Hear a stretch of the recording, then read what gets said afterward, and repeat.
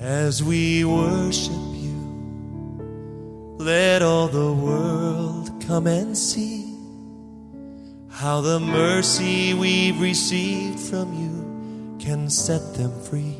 And as we worship you, let all this joy that fills our hearts bring a hunger and a hope to those who strayed so far.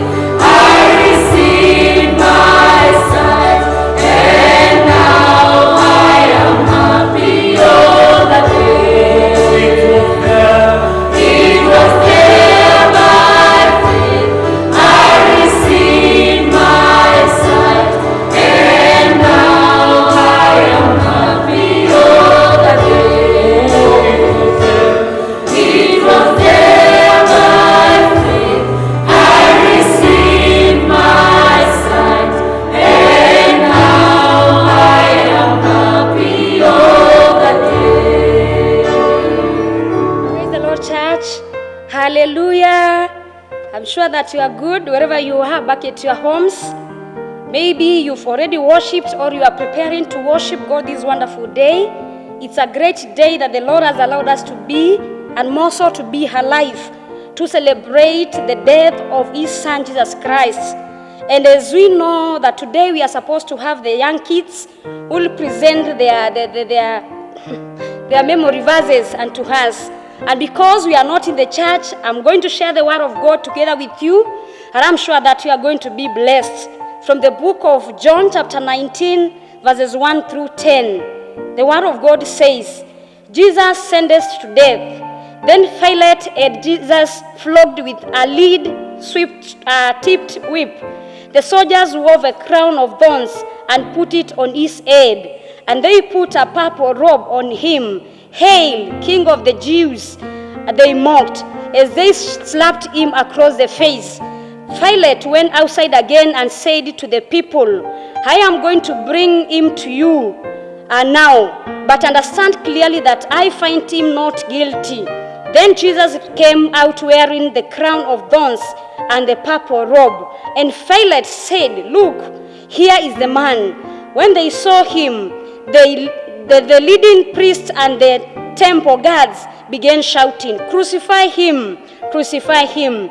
Take him yourselves and crucify him." Pilate said, "I finally find him not guilty." The Jews leaders replied, "By our law he ought to die, because he called himself the Son of God." When Pilate heard this, he was more frightened than ever. He took Jesus back into the headquarters again and asked him, "Where are you from?" But Jesus gave no answer. "Why don't you talk to me?" Pilate demanded.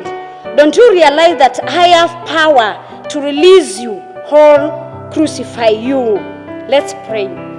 Father, we want to worship you because of this wonderful morning that you've given to us. I want to say thank you for your word, Lord, and more so for your love upon us, King of glory. As I share your word, speak unto us, for we are listening.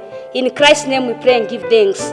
Church of God, as we remember about the Son of God, Jesus Christ, from the time when Jesus Christ was born and to his lifespan, we see the many temptations that Jesus Christ faced. From the time when he was born, we see his mother and his father, they are traveling for registration. Also, we see in the book of Matthew chapter 4, verse 1 through 11, Jesus Christ is being tempted by the devil. The devil tries Jesus 3 times. The first time he's telling Jesus, change these stones to become bread so that we may eat. He also takes him to a high pillar, and he requests him that he may throw himself, and he is sure that God will demand his angels to come and save him. He also takes Jesus to a high mountain and tries to test Jesus Christ. In the life of Jesus Christ, he faced many temptations. We see at this moment that Jesus Christ is being crucified, or Jesus Christ is being taken to various judgments. He is taken to Pilate after he was betrayed by Judas Iscariot. And also at this time when Jesus Christ is being taken to Pilate, we have Simon Peter who follows Jesus behind, and he denies Jesus 3 times. And now we've seen what happened. This time Jesus Christ is being brought to Pilate, and he is flogged with a lead-tipped whip.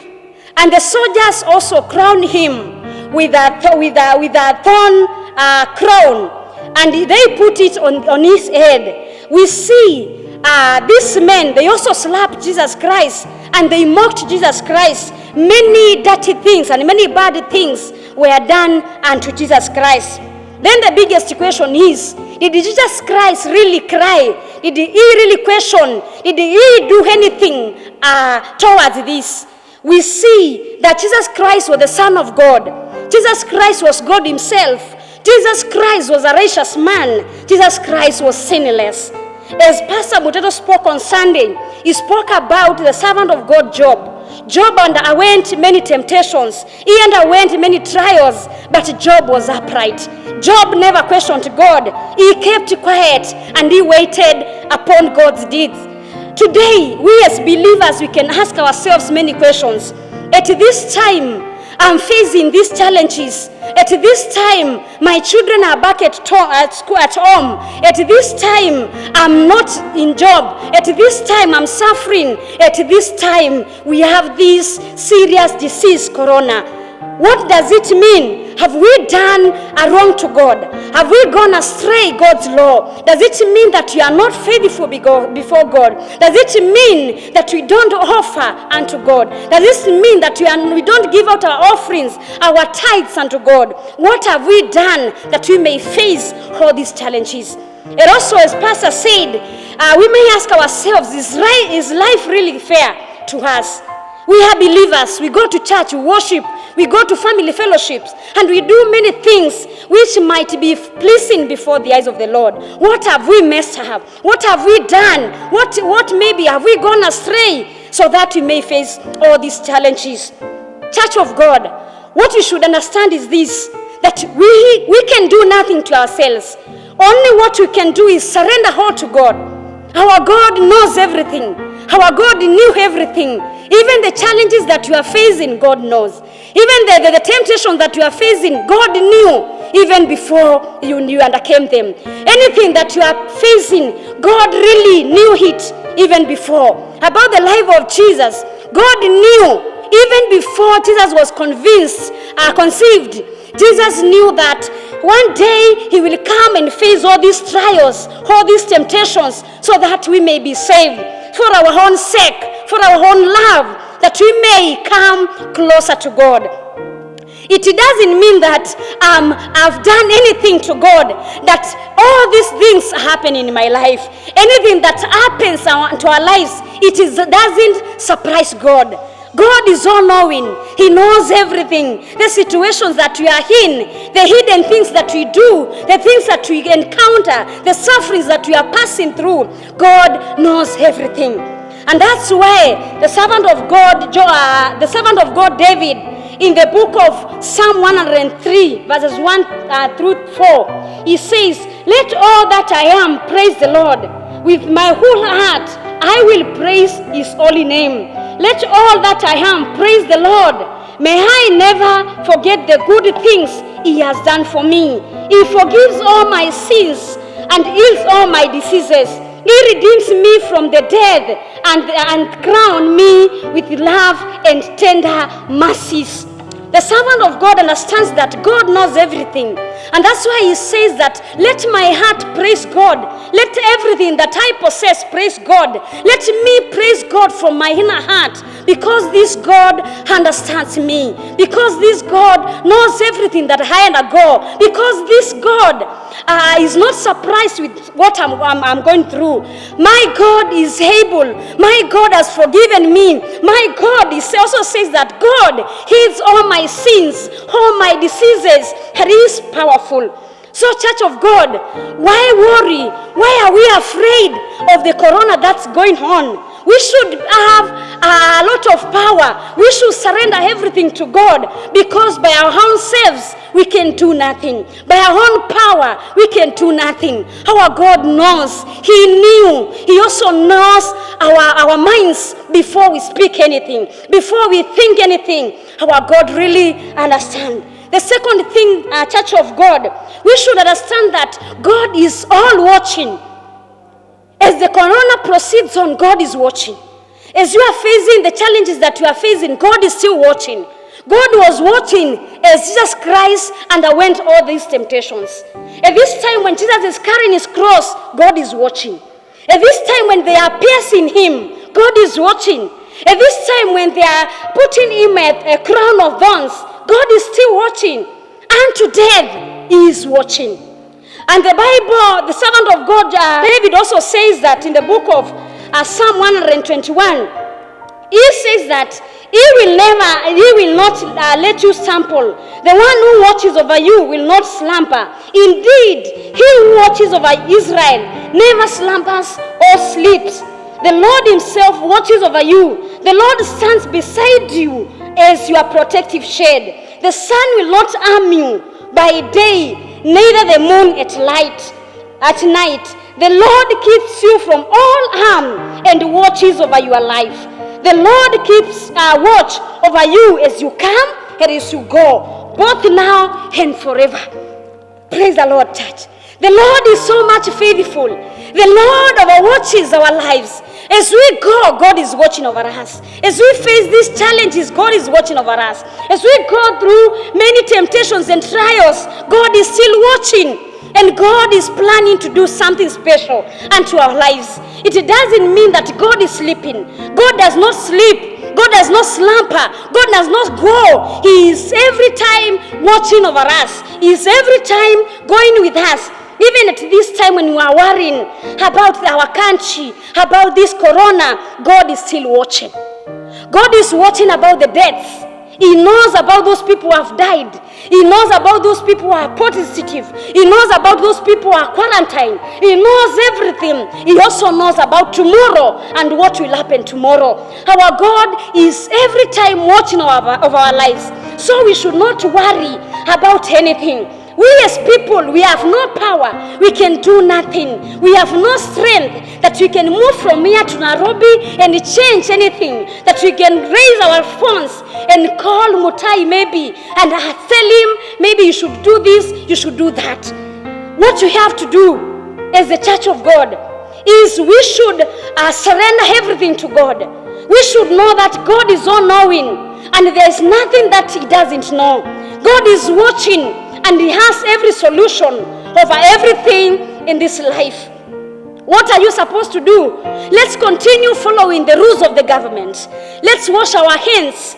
Let's stay at home. Let's do everything that you are supposed to do so that you may be safe. Remember, as the churches are closed, AIC Mumbuni is closed, Catholic is closed. Redeemed is closed. And every church today is closed. That's are the buildings. The churches that God has is coming for, they are us, our hearts. Let us remain open. Let us pray. Let us stand firm. Let us surrender everything. Let us continue praying. Let us continue asking God that He may rescue our country. And really, God is watching. God has heard our prayers. And God is ready to do something great unto us. On Sunday, we were giving out our tithes. If you never gave it today, see there's chance. On Sunday, see there's chance. Continue offering, giving out your offerings so that God may hear, so that God may listen to us, so that God may bless us, so that God may heal our country in every deed, in every time, in every moment that you walk. Also remember that today, being on a Friday and a Good Friday, we have the target for the DCC that we are supposed to raise 40,000 today and Sunday. Please, let's increase our offering so that we may meet our target. Let's continue praying. Don't relax. Don't sleep. Continue praying, and the Lord will bless us. The Lord will see us through. The Lord will uplift us, and everything that's ahead of us will come to pass. Let's pray. Lord, we thank you for this wonderful time that you give unto us. We want to appreciate for your word. We want to say thank you, Lord, because you understand everything. We want to say thank you, Lord, because you are watching and you know everything that's going on in our lives, King of Glory. You've told us that we surrender everything unto you, King of Glory, and it's true that you are not able by your own power. Lord, we pray that you are going to use us, that you are going to speak unto us, that you are going to enable us, O King of Glory, to continue praying, to continue standing faithfully, King of Glory, before your eyes. Lord Almighty, surrender these believers before you. Even the whole day, the Lord, you are going to bless them and uplift them, King of Glory. Receive all the honor, receive all the praises, Lord, because you are worthy. In Jesus' name we pray and give thanks. Amen. Let's meet on Sunday, the day after tomorrow, for the Easter. Come and celebrate that Jesus Christ will have risen from the dead. May the Lord bless us through this day. May the Lord bless us throughout this Easter weekend. And let us meet on Sunday, God's time.